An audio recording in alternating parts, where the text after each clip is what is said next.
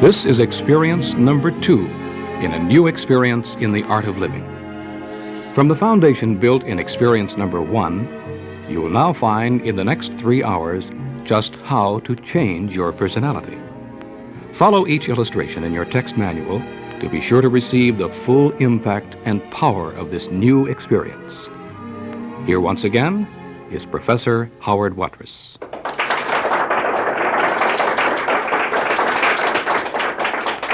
What though I conquer mine enemies, and lay up store and self? I am a conqueror poor indeed, till I subdue myself. What though I read and learn by heart whole books while I am young? I am a linguist in disgrace, who cannot guard my tongue.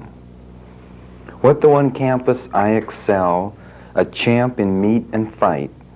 If trained deficient, still I can't control an appetite. What though exemptions write my name high on the honor roll? Electives, solids fail me if I learn no self-control. What though I graduate and soar, and life is good to me? My heart shall write me failure till I learn self-mastery. Our subject of the evening is you. I know it was one lady, kind of fat, saucy. She had one problem. Wherever she would go, she had to take herself with her, and that ruined it all. And that's our problem tonight. We only have one world to live on. We've only got one person that we have to live with. And if he's or she is not the kind of a person that you desire, do you have a problem? Now, we've tried to solve this problem by what we call escape. This is a normal procedure. In other words, if you don't like the world you're in, you don't like the person who you are, run. Now, there's an illusion here that if I do run, I might find something new. So we take vacations, don't we? And who do you suppose is at the vacation when you arrive? You. If you were miserable at home, will you be miserable on the vacation? Have you ever heard people discuss their vacations when they come back and tell you what a horrible time? In other words, if you fight like cats and dogs before you go on a vacation, what will you do during your vacation? We want to figure out a way tonight to solve the problem, and we don't want to get off the world. That's not going to be our solution. By the way, you know there's other ways to escape. Have you ever heard of the chemical way? Narcotics, LSD. Are not these ways to have a little escapade, even though it's not physical, it's mental?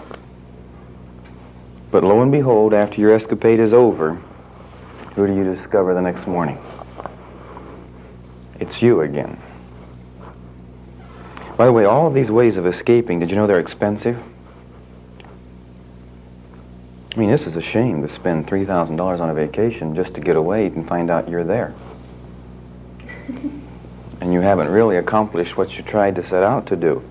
We're saying tonight our problem is not anybody else in the world, nor is it our circumstances, nor is it our environment.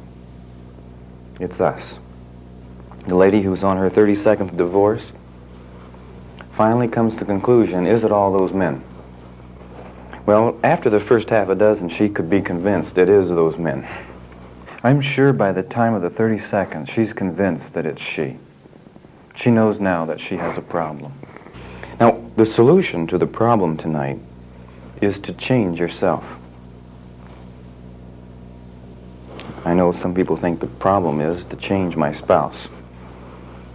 And once I change my spouse, I will have solved the problem. This is not the solution to the problem because, first of all, when you try to change anybody else, they resist you.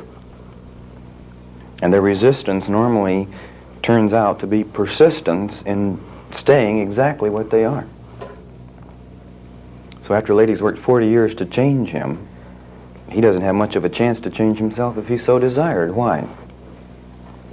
He has resisted her efforts to change him for so long a period of time that has he developed a habit of avoiding change. In other words, she's ruined him. He could never change. Though everything seems dark and drear, I shall succeed. Though failure's voice speaks in my ear, I shall succeed. I do not fear misfortune's blow. I tower in strength above each foe. I stand erect because I know I shall succeed. Night swoops on me with blackest wings, but I'll succeed. I see the stars that darkness brings, and I'll succeed. No force on earth can make me cower, because each moment and each hour I still affirm by God's strength and power I shall succeed. Now, can you carry this particular attitude with you for 3 hours? In other words, no matter what I tell you have to do to change, don't flinch. Just stay with me, and I would like to show you a proven method to totally change your personality. By the way, if you're here tonight and you have a thought for just a moment that you don't need to be changed, then you're sicker than the rest of us. We all need to change every moment of our entire existence. And the man who thinks he does not have to change is of all men most miserable. And not only do we say he's most miserable, we also say he's doomed. A man who does not know that he needs something cannot be helped not only by himself, nor can he be helped by anybody else. So I trust that every one of us here know that we're in desperate need. We need to be different kind of people. We need to know how to change. Let's define personality. It's an outward expression of an inner attitude. Now, the outward expression, that's what people look at, that's what they see. Is this an effect or a cause? It's an effect. It's an effect of an inner attitude. Therefore, can you change the outward expression by itself? No. Now, when people talk about personality not being able to be changed, they're referring to the outward expression. And I agree 100%. Can I change the outward expression? Not by changing the outward expression, but I could change the outward expression by changing the cause of it. So let's say tonight that you cannot change your personality by changing the outward expression. Or you might for an hour. You might force a beautiful smile and say, I'm cheerful. And then 30 minutes later, you stub your toe. And the frown that's been on there for 40 years comes back. I knew it's a bad world. In other words, we haven't changed anything. By the way, the first 30 seconds that you're smiling, anybody who looks at that smile knows what? Phony. What an actor. What are they trying to prove? Who are they trying to show? Whenever you cultivate a thought, remember it will trace with telling touch and picture form its story on your face. Whenever you act upon a thought, remember it will roll into your being and become a fiber of your soul. Whenever you express a thought, remember that it will be a force throughout the universe for all eternity. I heard a humorous expression the other day that when you pass 40, you're responsible for your own face. The first 39 years, you could blame your parents. Which is another way of saying that whatever we think inwardly tends to express itself even in our physical countenance after being on the earth for just 40 years. So we're going to forget tonight about outward expressions. I'm firmly convinced that your entire environment is controlled by your inner thoughts. So if I did want to change your outward environment, how would I go about it? Inside. So for the rest of the evening, let's forget the outside of us. By the way, when I forget the outside, do I forget all other people? All circumstances? All environment? I know this is quite a step for some people. And just the point that you're going to work on you alone and only on what's inside. I know some people think that the way you have personality is to buy a good hairbrush and count them out every night. 109, 110. And if that doesn't do it, there's only one mistake. What are you going to do the next 6 months? Change your count to 200. And when that hair really glistens, then they say that's personality. I agree that if you have the right kind of thoughts, your hair will glisten. Everything on you will glisten. But it's because of an inward attitude that it glistens. Now, I'd like to go a little deeper. Let's go to the inner attitudes. And I'd also like to tell you tonight, you can't change those either. You have to change what makes up an attitude. And those are what we call traits. And I'll go one step further with you. You can't change your traits. By the way, can you see now why it's so complicated, personality change? We can't change traits, but we can change what causes us to have traits. What is the basis for traits? It's thought patterns on a habitual basis. And by the way, you cannot change habitual thought patterns either. What causes habitual thought patterns? Thoughts. And it's impossible to really change thoughts. But thoughts are made up of words, and words are expressed in your mind as images. And you can only have one image in your mind at a time, and you have perfect control of that one image. In other words, the cause tonight of your personality is what? One single image at a time. Now, can you control that? Isn't this amazing? We have actually arrived at a position where we know what causes our personality, and we know we can control it. If this is true, why doesn't everybody change their personality? Well, for one reason, people can't believe that a fleeting image is what makes up their personality. Well, let's go back to the physical. Can you really believe you are what you eat? Hardly. Don't we really believe that we can take one evening and eat anything we want? And don't we kind of believe that all this that we put into our bodies that one evening doesn't really become a part of us at all? Likewise, do we believe that we can think all we want to think for an hour, and then that will never become a part of us? In other words, the minuteness of the one image at a time, because it's so small, tells us there's no value in it, therefore do we discard it. And by discarding the one image at a time, you have discarded your entire ability to change your personality. There was a speaker at a local university not too long ago who gave a speech and said, when you pass 35, all chances of changing your personality are gone forever. What would that do to most of us? I'd hate to think that I had to live the rest of my life on this planet with the present personality that I now have. I have great hopes of having a completely different personality a year from now. And I work on it all the time. We're going to get down to this one image. How do I control this one image at a time? For example, right now in your mind, do you have one image going on?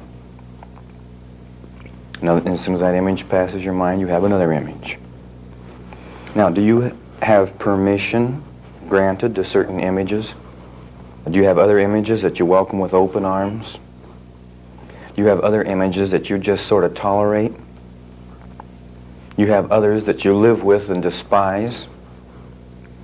Let me show you what I would do with your images tonight. I would classify them in only two groups. I wouldn't have all those classifications. My two groups are, number one, these images are ones I welcome. And I would embrace them. I would embrace them because they would edify me, they would build me, they would give me warmth, they'd make me feel like I was a wonderful person. I'd have a second group of images that I wouldn't tolerate for 1/1,000,000th of a second. Anything that would go into a negative syndrome anything that would be displeasurable in my thinking, I would not tolerate in my head for a millionth of a second. Now you say, what are we going to do? I know there's an expression, I can't stop the birds from flying over my head, but I can stop them from building nests in my hair. Now what does this saying mean? This means that as I'm walking along, I will catch part of a conversation, and it will be negative. It means that I'm looking at the newspapers on the street corner and I will see a headline, and it will be negative. It means as I'm moving from one channel to the other on the TV, I will see a scene which will be negative. Plus, this will go into my subconscious and produce other thoughts from my subconscious that will be negative. The millionth of a second that I can discern that this thought is negative, I will call what I'm going to say is block or cut. In other words, I would be a warrior. And the minute that negative thought come into my head, would I go to war? Outright declare open warfare, because have you been attacked? You have been attacked with something that can destroy you, and I think if you realize it can destroy you, you'll fight harder. One lady in the seminar said, well, the block and the cut do not work for me. The block refers to football, and the cut refers to photography, and the two work beautiful for me. When I say block, I move a guy 3 feet straight back. When I say cut, I take out some 16mm film and I throw it in the trash can, and every time I show that film again, I can never see that scene again. But this lady wanted to use a new illustration, and let me share it with you. She has a garbage can in her subconscious. When an image comes in, she opens a garbage can, puts it in, and puts a lid on it. Now, she has a rule that no matter how curious she becomes as what's in the garbage can, she's not allowed to take the lid off. Now, since you only think in terms of images, can she see what's in the garbage can? No, because the lid is on it. Now, you got to make sure of two things. Number one, the millionth of a second it comes in your mind, it goes in the garbage can, and curiosity never takes the lid off. And then you're through with it forever. That's wonderful. But let me tell you something else. The minute that thought came into your consciousness, where did it also go? Everything that goes into your conscious goes to your subconscious. So the blocking or the cutting or the garbage can technique takes care of my conscious brain, but what about my subconscious? It's there. And tonight we're going to introduce one of the most startling concepts on earth. I think it's the most valuable concept of the whole 30 hours. The concept basically will show you how to put 1,000,000 years into 6 months. And also how you can completely change your personality within 6 months. Isn't that wonderful to be able to do that? All right, let's work by principle until we actually arrive at the theory. How do I change my personality? What are you going to change when you change your personality? Your subconscious. I'm going to draw your brain on the board in the form of a square. I'm going to write 9/10, such as an iceberg, below the line and 1/10 above the line. The 9/10 is subconscious, the 1/10 is conscious. And let's define the functions of each. The conscious brain is an administrative function. It has a value system, and it regulates. The subconscious is a manufacturing system with a memory and computers. We could say that the conscious is a purchasing agent, and this is a production manager. Or we could say that the conscious brain operates as a hod carrier, and the subconscious operates as a bricklayer. Now let's take an illustration. A hod carrier carries 9 white brick and 1 black one. Now, the black one really is not going to hurt the building, it's only 1/10. I want to show you that people can actually rationalize until they can allow 1/10 to come into their 5 senses and say that that will not hurt them. The bricklayer has to use the bricks that the hod carrier brings. What's the structure look like? Can you see it? With 1/10 of all the bricks black? Does it appear to be more than 1/10 when you look at the structure? It's a speckled building. Let's go back to a purchasing agent. He decides that he's going to cut some corners and he buys cheap material. He's saving money. The production manager has to use whatever material the purchasing agent has supplied. What happens to the quality of the material that's manufactured? It suffers. In other words, it goes below standards. The subconscious then is limited by what the conscious supplies it for building materials. But the subconscious is the actual machine that builds your personality. Now I'll give you an experiment. I'm going to start a sentence and I'm going to stop it. It's a horrible thing to do. Because right now I'm completely blank. I don't know what I'm going to say. I don't know what the rest of the seminar is about. And my conscious brain, I made a fool out of it. When you first start a sentence, remember, it came from the subconscious, and the rest of the sentence is still where when you're talking? Still in the subconscious. Are you really dependent on the subconscious? Yes. Now, right now, my subconscious is trying to figure out what in the world to do next. And it's trying to reorganize the material to get ready to when I plug in again so it can feed me. Therefore, do I rely entirely on my subconscious? The seminar comes entirely from my subconscious, not my conscious brain. Now, my conscious brain sometimes acts in an administrative fashion. And it will actually have a value. Like, my subconscious could send up a joke. And my conscious could say, this is the wrong group. Can you see what I mean by a value system and administrative function? The subconscious cooperates beautifully because it's just a machine. And it has no limitations. If I say that joke's not right, it can give me a dozen others immediately. There's no limitations of time or space in the subconscious.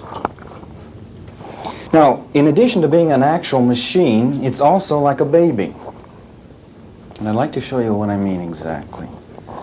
Now, we want to go into some laws, and our first law will be that you only have one thought at a time. Only one thought at a time. By the way, it's very good that that's true. And if you did have more than one, we'd lose control. I've had people in counseling tell me they had 4 at once. They're just disturbed. They think they have 4 at once. You give them a tranquilizer and they're back to 1. When you think you have more than one thought at a time, it's because you're thinking part of a thought, then part of another thought, but you're only thinking one at a time. All right, now the second part of our law will be that you have complete control. And control always involves authority, and that always is coupled with responsibility. Now, I can get rid of every responsibility on the face of the earth except my thought control. This is the only responsibility that you cannot pass on. This is also interesting that even people with a religious background who like to believe that God completely takes care of them, can they pass on the responsibility of food and clothing to God? Yes, they can. But can they pass on the responsibility of their thought control? No, they can't. This gets pretty close to home. In other words, here's one responsibility. Can you let your spouse handle it?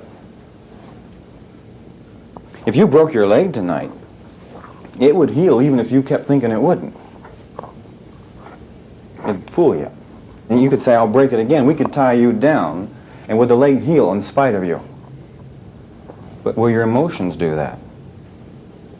You know, we've got people tonight determined to be sick. And there's nothing anybody can do. If you have a spouse tonight and they're determined they're going to be mentally ill, can you do anything to pull them out of it? Basically, no, because they have the control and they also have the responsibility. Now, can you blame anybody else in the world? No, you have a nervous breakdown, you're committed, psychologist or the psychiatrist will talk to you, but they can't do anything for you. That's a horrible thing to have to face when you're sick. In other words, you're at a position where only you can help yourself, and you have complete control of this one thought. Now, the next law we want to go to is that my whole subconscious is made up of thoughts. Now, people would like to change their personality. Here's the reason that most people believe you can't. They believe I'm going to do it all at once, or I'm going to do it with major factors. You don't. The basic ingredient of your personality is one image.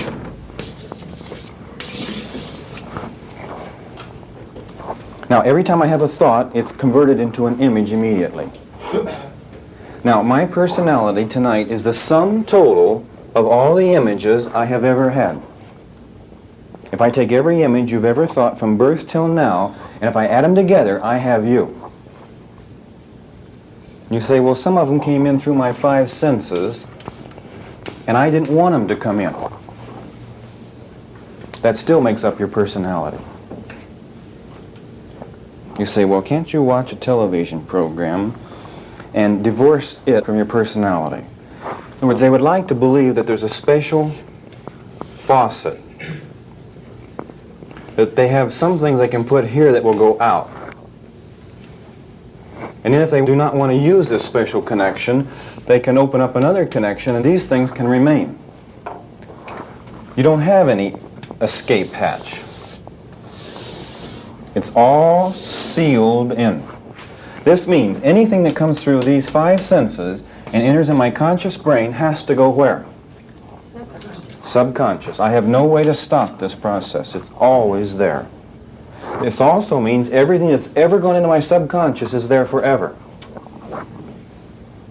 There's a little area about no larger than the end of my finger, the size of a thimble, in every one of our heads, and within this area is recorded everything that's ever happened to us from birth till now.